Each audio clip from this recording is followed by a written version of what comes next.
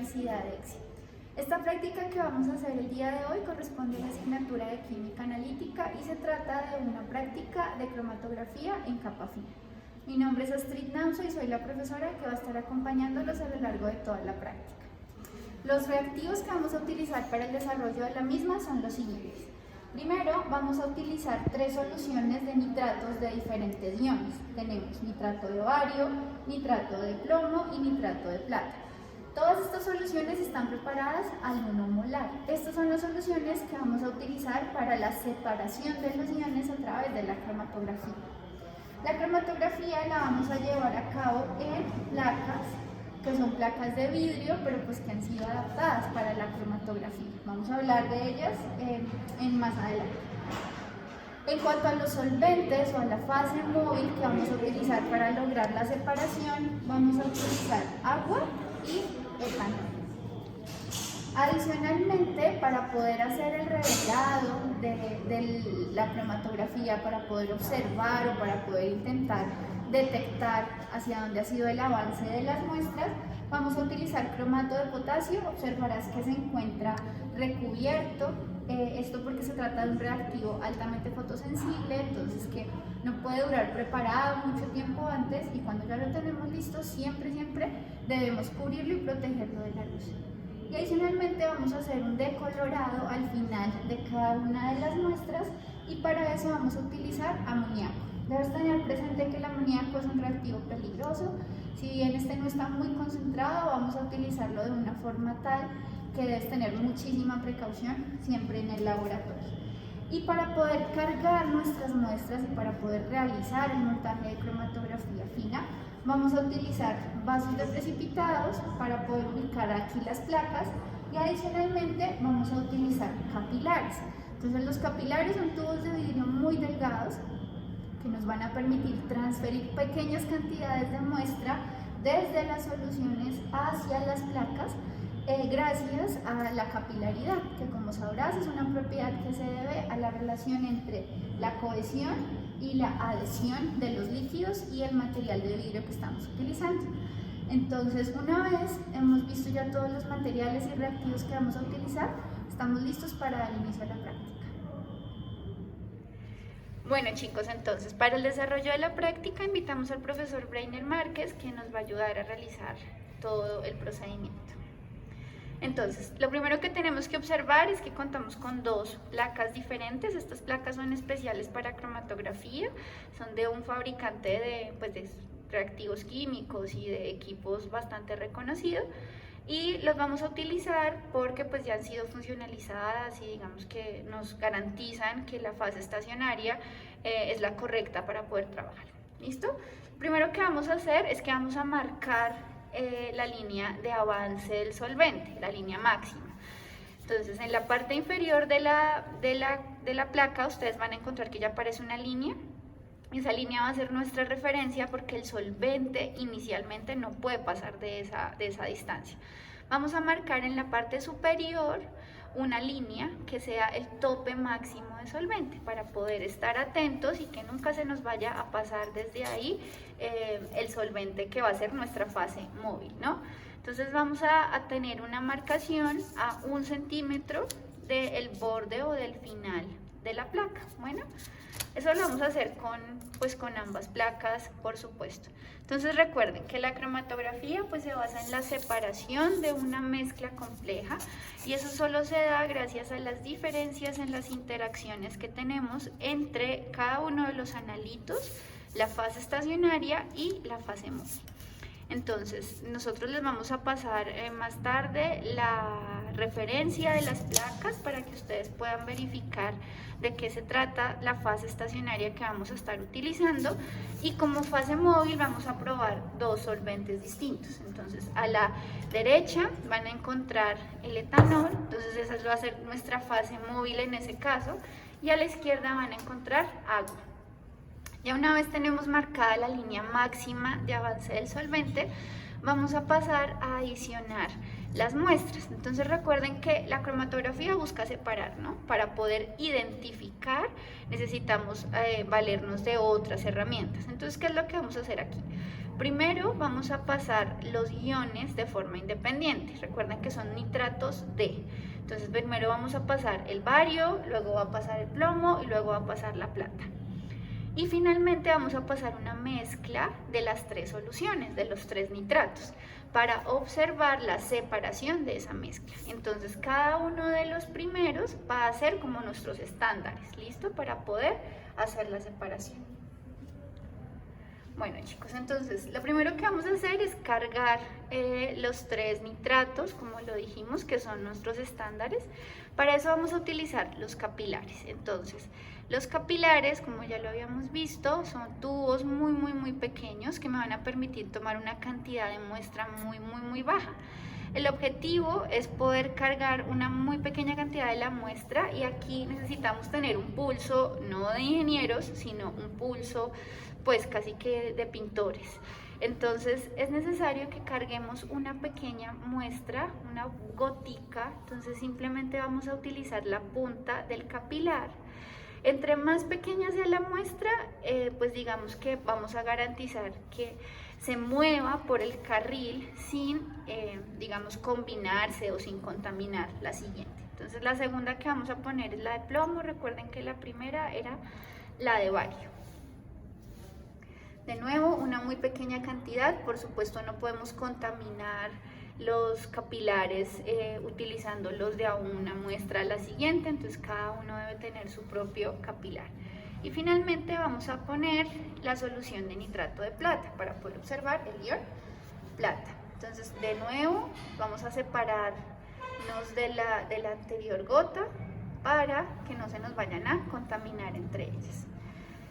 Y finalmente, entonces dijimos, vamos a poner a prueba la cromatografía, vamos a ver si definitivamente funciona para separar, y eso lo hacemos cargando en un solo lugar o poniendo en un solo lugar una gota de cada uno. Entonces esta es la primera, ¿no? Este es el de bario. ¿Listo? Vamos a poner ahora el de plomo. Recuerden, cada uno con su capilar para no generar ningún tipo de contaminaciones en las soluciones. Entonces ahí está el segundo, que era el de plomo, y ahora vamos al tercero, que es el de plata.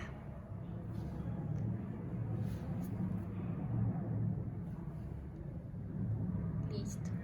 Entonces miren que tenemos 4 carriles bien definidos, ¿no? Entonces el primero pues es el de bario, el segundo es el de plomo y el tercero es el de plata. Y el cuarto es la mezcla de todos, ¿no? Entonces el objetivo de lo que vamos a hacer ahora es poner a correr la fase móvil para ver si ellos se empiezan a separar. Deberían correrse. Entonces, ¿qué es lo que va a suceder? En cada uno de los vasos de precipitados de 250 mililitros que tenemos, vamos a adicionar fase móvil.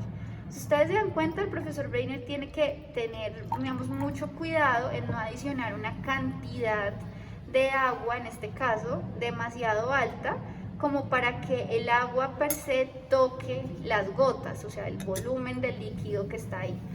Lo que estamos observando es que por capilaridad, de nuevo, cada uno de los solventes, en ese caso ya está corriendo el agua, ahora va a empezar a correr el etanol, cada uno de los solventes debe empezar a subir, debe empezar a migrar por la fase estacionaria.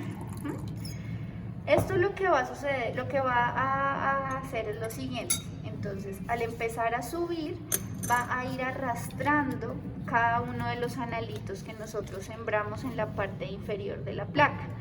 Ese arrastre va a ser diferencial para cada uno de los analitos. ¿Listo? Entonces, por supuesto, algunos van a tener una, digamos, tendencia mayor a quedarse sobre la placa, algunos van a migrar con mayor facilidad porque van a tener más afinidad por la fase móvil.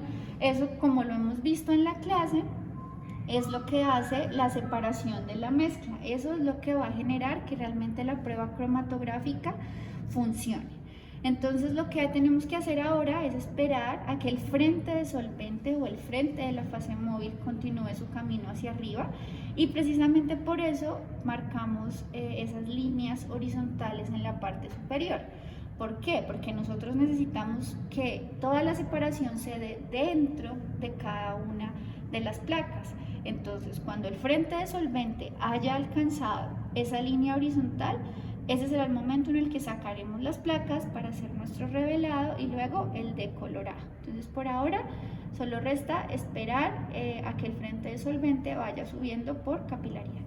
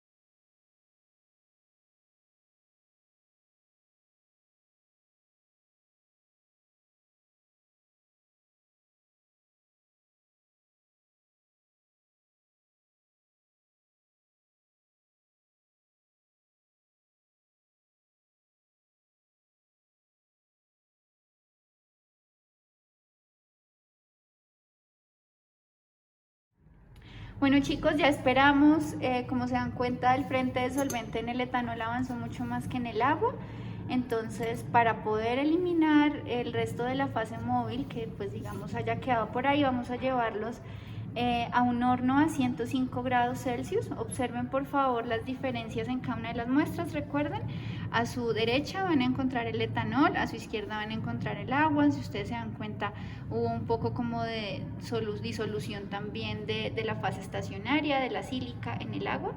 Y entonces vamos a ir a llevarlos al horno para eliminar esos sobrantes de la fase móvil que nos quedaron. ¿Listo?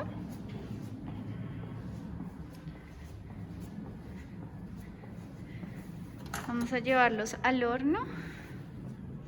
Como les dije, está a 105 grados.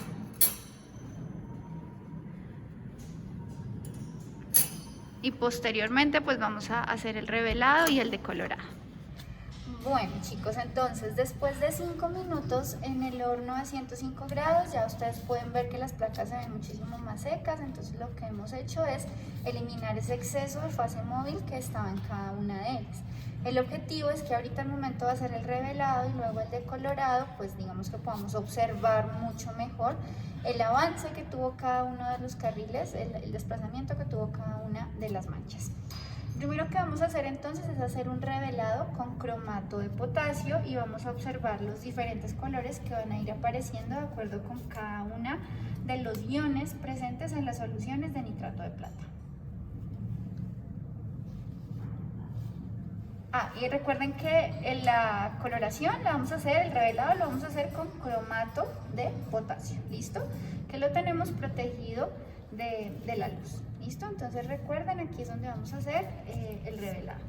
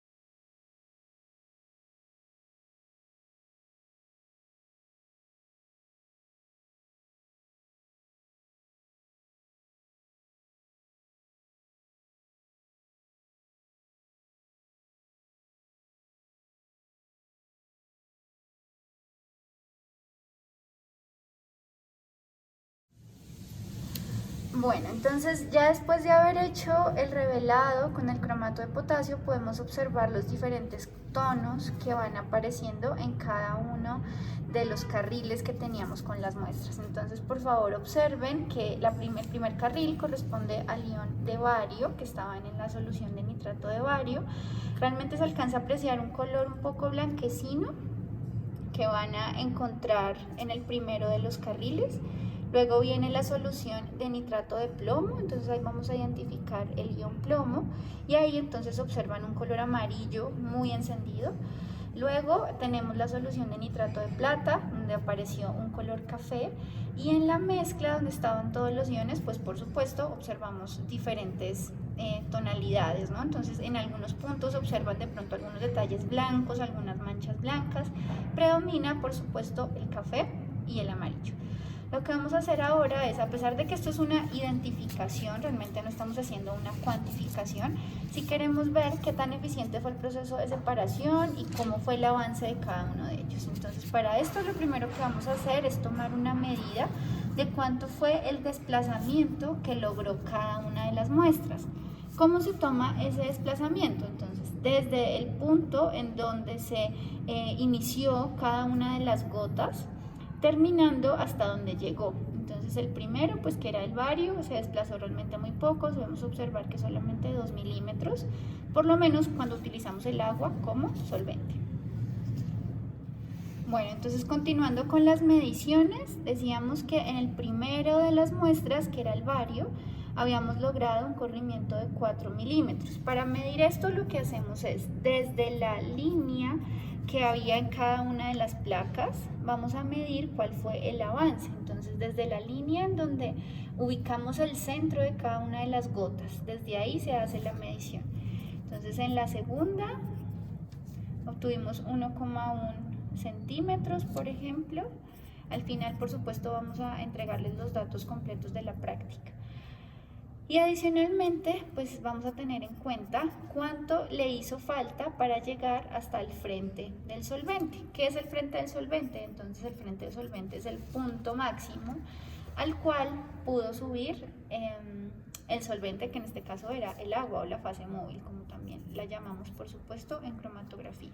Entonces son dos mediciones por cada una de estas gotitas primeras, en donde primero vamos a ver cuánto avanzó desde la línea central donde ubicamos la gota y cuánto le hizo falta para llegar a la línea de solvente. Bueno, en la mezcla, por supuesto, pues va a ser mucho más complicado. Lo que pretendemos es identificar y relacionar la presencia de los iones, teniendo en cuenta pues los patrones, por así decirlo, que tenemos en las primeras gotas separadas. ¿Listo?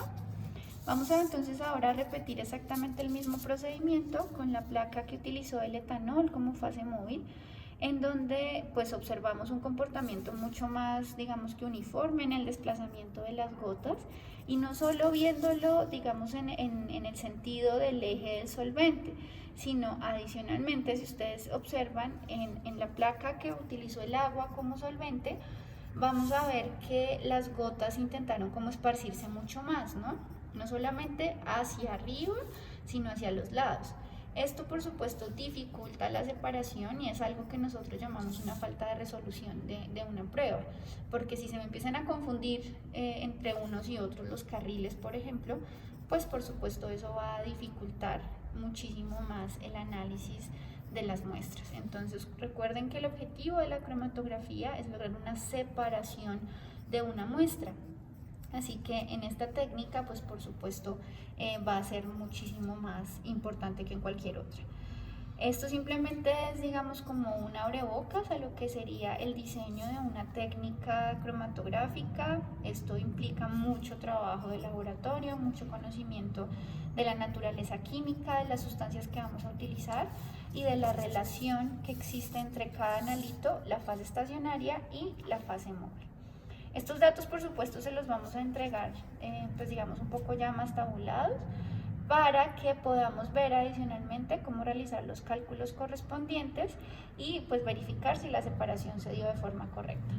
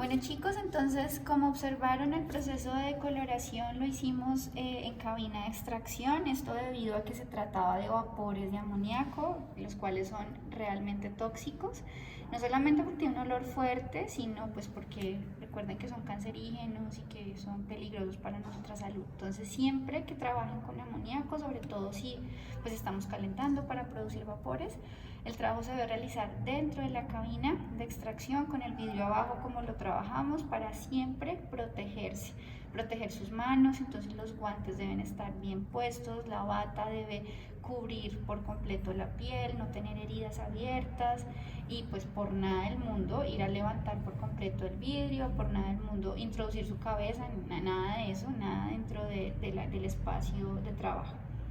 Lo que observamos aquí entonces es el resultado después de esa decoloración. Como pudieron observar, pues hay un cambio evidente, así que el análisis que van a realizar para esta práctica de laboratorio debe incluir, por supuesto, una revisión teórica de la cromatografía, debe incluir una revisión de por qué los cambios de color cuando se hizo el revelado con el cromato de potasio y cuando se hizo ahora la decoloración con el amoníaco, y también analizar el diferente avance de cada uno de los iones en cada uno de los diferentes carriles. Bueno, esperamos que esta práctica haya sido de su agrado y nos vemos en una próxima oportunidad.